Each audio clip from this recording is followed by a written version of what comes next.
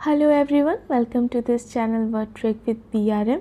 मेरा नाम है प्रियंका और वीडियो स्टार्ट करने से पहले मैं उन सभी लोगों को थैंक यू बोलना चाहती हूँ जिन लोगों ने मेरे चैनल पे ट्रस्ट किया है, मेरे चैनल को सब्सक्राइब किया है। और आज मैं 100 सब्सक्राइबर मैंने क्रॉस कर लिया है, उन सभी लोगों को थैंक यू। तो चलिए, आज का हमारा पहला वर्ड है डिसेंटिंग। DISSENTING।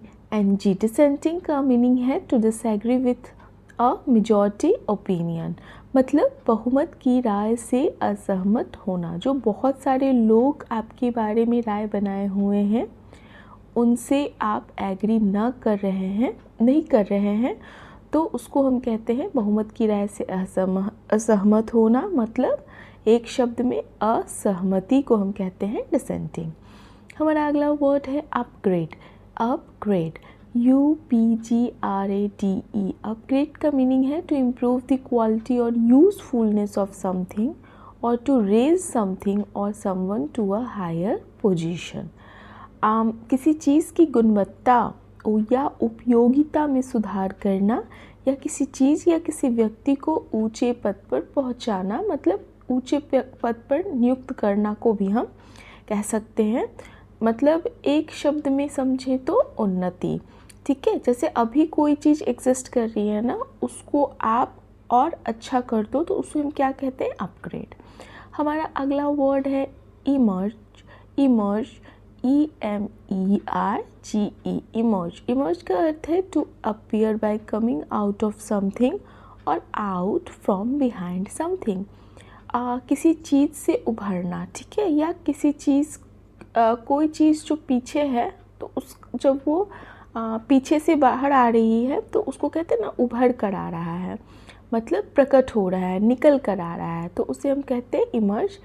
किसी चीज़ से निकल कर या किसी चीज़ के पीछे से निकल कर प्रकट होना, मतलब उभरना। हमारा अगला वर्ड है कैपिटिवेट। कैपिटिवेट CAPTIVATE। कैपिटिवेट का मीनिंग है to hold the attention of someone by being extremely interesting, exciting, pleasant और attractive।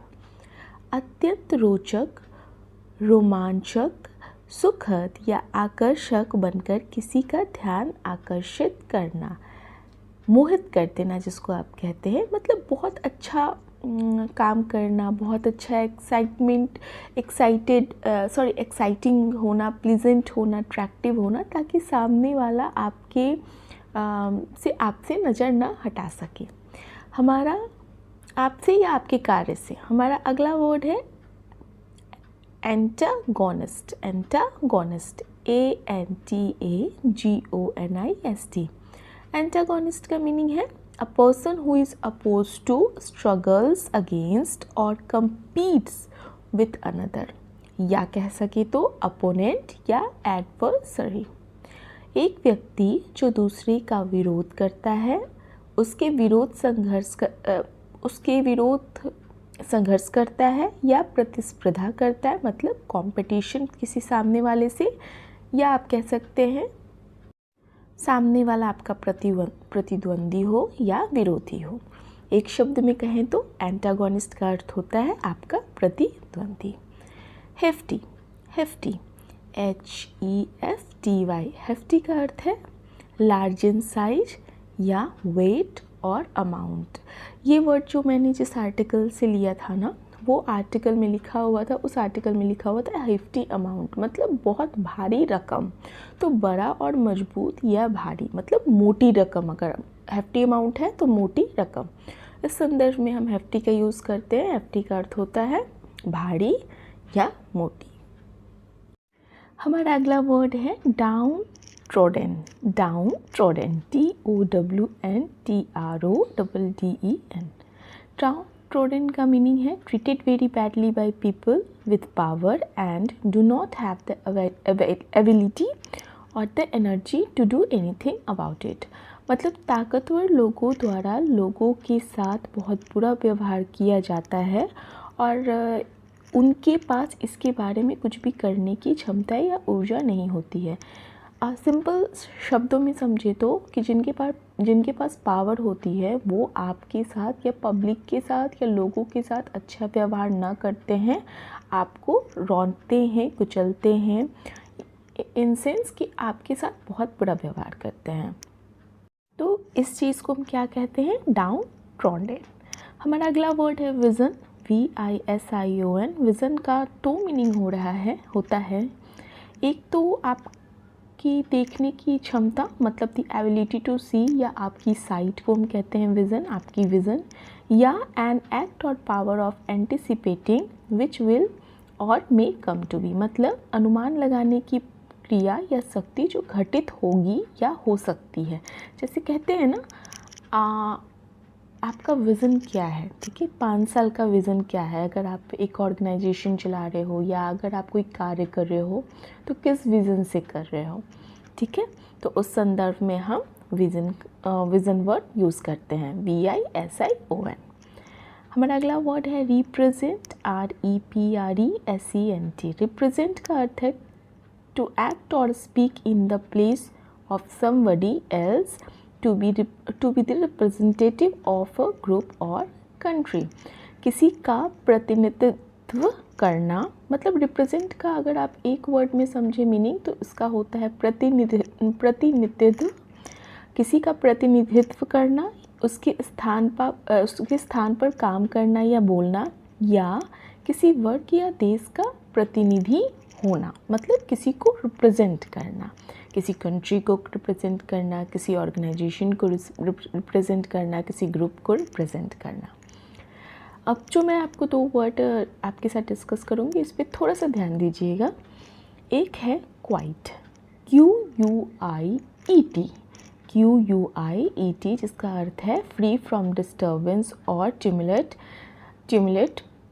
या ट्रैंक्विल या पीसफुल, अशांति या कोलाहल से मुक्त, शांत या शांतिपूर्ण, शांत या खामोश। कहते हैं ना, बी क्वाइट, शांत रहो, खामोश रहो, शांति बनाकर रखो। तो इसको हम QUIET बोलते हैं। और इसी तरह से प्रोनाउंस होता है क्वाइट, QUITE। पहले के वर्ड में था क्या? ET, और अभी के वर्ड में क्या है? TE, मतलब ई बाद में आ रहा है। तो इस क्वाइट का अर्थ है used to refer to the utmost degree और कम्प्लीटली, मतलब किसी बात पर बल देने के लिए प्रयुक्त पूर्णतया या बहुत अधिक। कहते हैं ना, ही इज़ क्वाइट वेल, ये बहुत ज़्यादा ही अच्छा है, ठीक है। क्वाइट अमाउंट, बहुत ज़्यादा अमाउंट, मतलब सबसे अटमोस्ट, ऊपर की डिग्री, ठीक है। तो उसको हम क्या कहते हैं? पूर्ण रूप से, मतलब क्वाइट। तो क्या डिफरेंस समझ में आया? QUIET का अर्थ है शांति, पीस, और QUITE का अर्थ है पूर्ण रूप से। हमारा अगला वर्ड है वेटरन, VETERAN। वेटरन का अर्थ है a person who has had long service और एक्सपीरियंस इन एनी ऑक्यूपेशन। वह व्यक्ति जिसके पास किसी व्यवसाय या कार्य में लंबा अनुभव हो, एक्सपीरियंस हो, लंबा एक्सपीरियंस हो, उस पर्टिकुलर, मतलब उस काम को करते हुए उसको बहुत ज़्यादा टाइम हो गया है और बहुत दिनों से कर रहा है, और उस काम को लेकर उसको बहुत एक्सपीरियंस हो, तो हम कहते हैं उसे वेटरन, जिसका एक शब्द में अर्थ है अनुभवी। जैसे वेटरन एक्टर बोलते हैं ना, veteran actor, he is a veteran actor, मतलब वो एक्टिंग में बहुत अनुभवी हैं। हमारा अगला वर्ड है डिस्ट्रेस, DISTRESS। डिस्ट्रेस का अर्थ होता है a general feeling of unhappiness, मतलब ना खुशी की एक सामान्य भावना, तनाव जिसको आप कहते हो, जिसमें आप अनहैप्पी हो, खुश नहीं हो, डिस्ट्रेस हो, टेंशन में हो, तो उसे हम कहेंगे डिस्ट्रेस। फाइन। तो और हाँ, अगर आपको मेरा चैनल अच्छा लगता हो तो आप मेरे वीडियो को ज़रूर लाइक कीजिए। मेरे चैनल पे नए हैं तो मेरे चैनल को ज़रूर सब्सक्राइब कीजिए। किसी तरह का सजेशन या एडवाइस देना चाहते हैं या कॉम्प्लीमेंट देना चाहते हैं तो कमेंट भी कीजिएगा, ठीक है। Thank you. Have a nice day.